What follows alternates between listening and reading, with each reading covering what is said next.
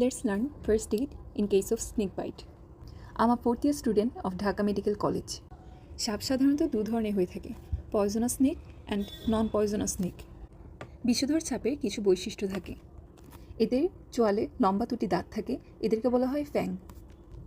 এটি লম্বা নিডেলের মতো থাকে। অন্যদিকে অবিষাক্ত সাপের ফ্যাংসের জায়গায় ছোট ছোট দাঁত থাকে। বিষাক্ত সাপ সাধারণত নিশাচর হয়।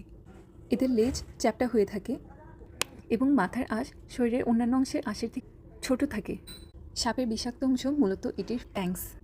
এর মাধ্যমে সাপের বিষ মানুষে প্রবেশ করে।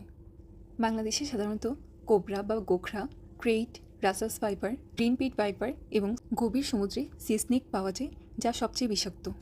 কী করা যাবে না: কামড়ানোর জায়গায় কাটা যাবে না, মুখ দিয়ে বিষ চুষে যাবে না, কামড়ানোর স্থানের উপরে শক্ত করে টনিকেট বাঁধা যাবে না, বরফ ব্যবহার করা যাবে না, কোনো তেল, ওষুধ অথবা রাসায়নিক পদার্থ ব্যবহার করা যাবে না, ওঝা বা কবিরাজে শরণাপন্ন হওয়া যাবে না, সাপকে মারা যাবে না। এক্ষেত্রে হিতে বিপরীত হতে পারে। কী করতে হবে? প্রথমত, আক্রান্ত ব্যক্তিকে শান্ত রাখতে হবে। রোগী মূলত ভয়ে মারা যায়, যেটাকে বলে নিউরোলজিক্যাল শক। সকল সাপের মধ্যে শুধুমাত্র 20% বিষধর সাপ। বিষধর সাপটাও সবসময় বিষ নিঃসৃত করে না, তাই রোগীকে অভয় দিতে হবে এবং শান্ত রাখতে হবে।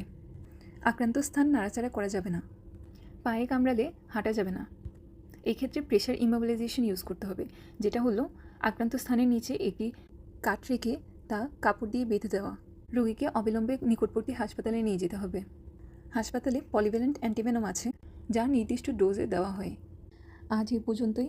ভালো থাকবেন, সুস্থ থাকবেন।